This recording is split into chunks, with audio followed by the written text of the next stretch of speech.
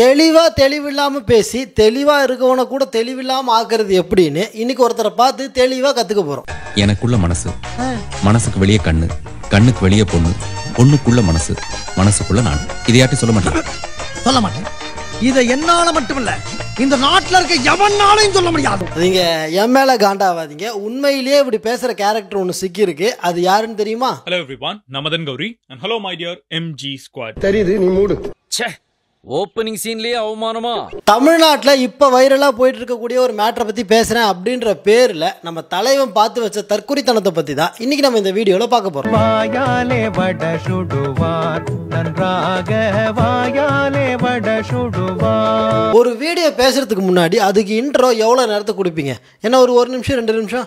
ஆனால் நம்ம மதன் ப்ரோ எவ்வளோ நேரத்துக்கு ஓட்டிகிட்டு இருக்காரு அப்படின்றத நீங்களே பாருங்களேன். ஸோ எனக்கு இதை நிறைய பேர் இன்ஸ்டாகிராமில் டிஎம்ல கேட்குறாங்க. எனக்கு வந்து இத்தனை பேர் கேட்குறாங்க, நம்ம ஊர்ல யாரும் அப்படி சொல்லலையே, ஃப்ரெண்ட்ஸ் யாரும் சொன்னாங்க சொல்லி கால் பண்ணி கேட்டா சார் புலம்பாம வரீங்களா? கொஞ்சம் திருப்பரங்குன்றத்துல இருக்கவங்க அப்பலாம் நல்லா இருக்கு அப்படிங்கிறாங்க. பேசிட்டு தொணன்னு வரீங்க.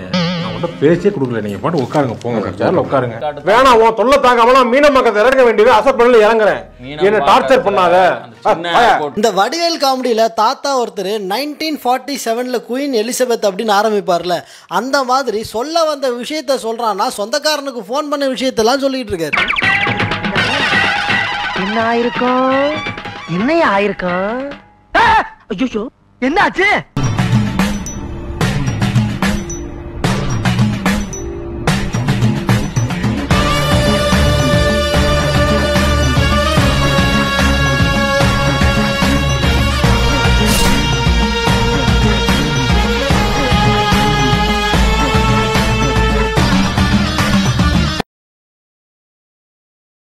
நம்ம சேனலோடைய வளர்ச்சிக்கு நீங்கள் கான்ட்ரிபியூஷன் செய்யணும் அப்படின்னு நினச்சிங்கன்னா கீழே டிஸ்கிரிப்ஷனில் ரேசர் பேருனுடைய லிங்க் இருக்குது. அதில் போயிட்டு உங்களால் முடிஞ்ச அமௌண்ட்டை நீங்கள் கான்ட்ரிபியூஷனாக நம்ம சேனலுக்கு அடிக்கலாம்.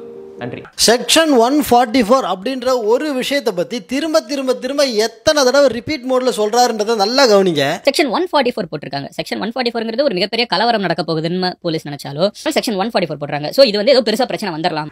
கல்யாணத்துக்கா காது குத்துக்கா? கல்யாணத்துக்கா காது குத்துக்கா? கல்யாணத்துக்கா காது குத்துக்கா? இந்த செக்ஷன் 144னா ஒரு பிரச்சனை வந்துச்சுன்னா உடனே போலீஸ் வந்து சும்மாறா நானும் சொல்லிட்டே இருக்கேன், சும்மாறான்னு கேக்குறியா? ஏதோ ஒன்று பெருசாக நடக்க போகுதுன்னா போலீஸ் பிறப்பிக்கக்கூடிய தடை உத்தரவு. ஏதோ ஒன்று பெருசாக நடக்க போகுதுன்னா போலீஸ் பிறப்பிக்கக்கூடிய தடை உத்தரவு. ஏதோ ஒன்று பெருசாக நடக்க போது தங்கச்சி நாய் கட்டிச்சுப்பா, அந்த நாய் என் காலையும் கட்டிச்சுப்பா.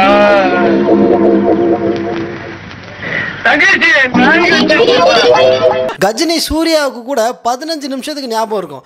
இவன் என்னடா 3 நிமிஷத்துல 3 தடவை ஒரே கண்டென்ட் ரிப்பீட் பண்ணிட்டு இருக்கான். செக்ஷன் 144 போட்டிருக்காங்க.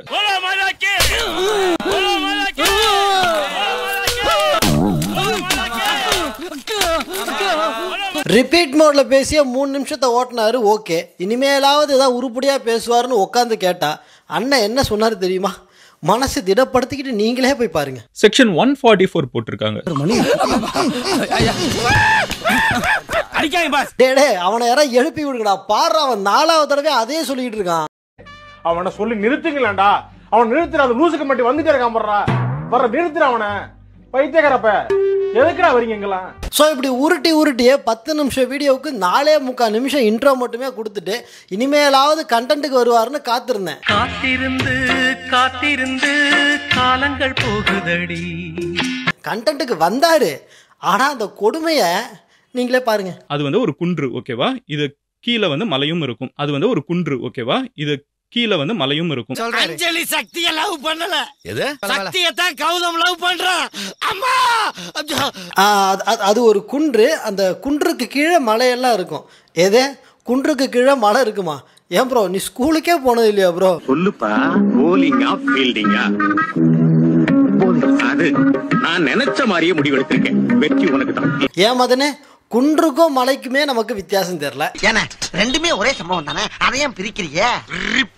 சரி பிரிச்சுக்கங்க, ஆனா இது புதுசா இருக்குனே. இந்த லட்சணத்துல வரலாறுலாம் நமக்கு தேவைதானா? இப்போ விஜயநகர மன்னர்கள் வந்து மதுரையை கேப்சர் பண்றாங்க. அப்போ இந்த சிக்கந்தர் ஷாவை என்ன பண்றாங்கன்னு பாத்தீங்கன்னா கொன்னுடுறாங்க. அவரை புதைக்க போகிறோம், அது ஒரு மெமோரியல் வைக்கணும் அப்படின்னு சொல்லிட்டு அதுக்கு விஜயநகர கிங்ஸ் வந்து இந்த திருப்பரங்குன்ற மலையிலேயே பெர்மிஷன் கொடுக்குறாங்க. அங்கே வந்து சிக்கந்தர் ஷாவை விஜயநகர மன்னர்கள் கொண்டாங்களாம். அண்ட் மலைக்கு மேலே மெமோரியல் கட்டிக்கிறதுக்கு அனுமதியும் கொடுத்தாங்களாம். ஆமாம், அவங்க இ சேவா மையத்தில் அப்ளை பண்ணாங்க. குமார கம்பன் நான் சீல் வச்சு கையெழுத்து போட்டு அனுப்புனார்.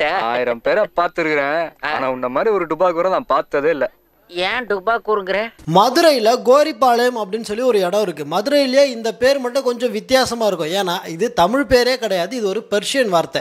கோர் அப்படின்னா பெர்ஷியனில் பரியல் கிரவுண்டு அல்லது தாம்ப், அதாவது ஒருத்தர புதைச்ச இடம் அப்படின்னு அர்த்தம். சுல்தான் அலாவுதீன், ஷம்ஷுதீன் அண்ட் சுல்தான் சிக்கந்தர் ஷா இந்த மாதிரியான நபர்களை எல்லாம் புதைச்ச இடம் அப்படின்றதால தான் அந்த இடத்துக்கு பேர் கோரிப்பாளையம்னு வச்சிருக்காங்க. ஓ, அதை இப்படி கூட சொல்லலாமா?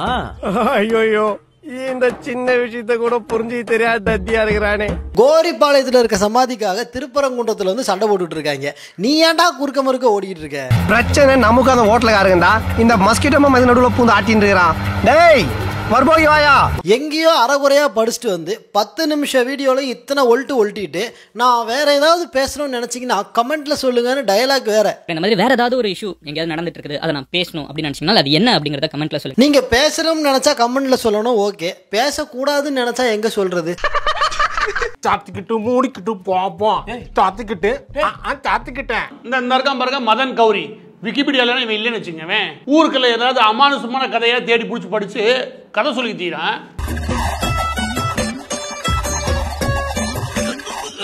ஆனா என்ன, அதோட போய் திறந்தா பரவாயில்ல. அப்பப்ப என்ன பண்ணுவாங்கன்னா திமுகவுக்கு ஏதாவது பிரச்சனை வச்சுக்கவே, திமுக சார்பாக மறைமுகமாக தேவையான வேலைகளை பார்ப்பாப்புல. நான் இப்படி சுத்தும் போது நீ அப்படி சுத்தணும். ஏன்னா இவன் பூசண மாதிரி இருக்கணும், பூசாத மாதிரி இருக்கணும், பார்த்தா பழிர் இருக்கணும். இதெல்லாம் தொழில் நேக்குமா? ஆமா. அதுல சமீபத்தில் எதுக்கு வந்திருக்காப்புல, திருப்பரங்குன்ற விவகாரத்தில் வந்திருக்காரு. குறுக்கு இந்த கௌசிக் கொண்டான். அதோட சேர்த்து திருவாளர் மதன் கௌரி அவர்கள் என்ன சொல்லியிருக்காரு அப்படின்னா, அந்த கோவில் அனைத்து மதத்துக்குமான சொந்தமானது. ஏய், ரொம்ப வெறுப்பேத்தாத. சாமி சிலைன்னு கூட பார்க்க மாட்டேன், எடுத்து மண்டை மேல அடிச்சு போடுவேன். இவன் இருக்கல பெரிய தற்குறி. அதுக்காக இந்த வீடியோ போடுறேன். அது என்ன அப்படின்னா, கொஞ்சமா படிப்பறிவு இருக்கிறவன் விக்கிபீடியா படி.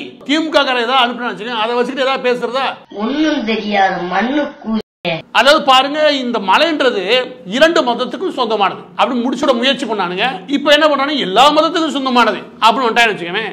சினிமா கேட்போம், கேவலம் கேட்போம். இல்லங்க, நானும் இல்ல சார், விளையாட்டுக்கு தான் நாங்க சொல்றேன். விளையாட்டுக்கு வர்றேங்க. விளையாட்டு கேட்டாலும் இதான ரூல் தானே சார். கேட்போம். ஸ்டார்ட் பண்ணு.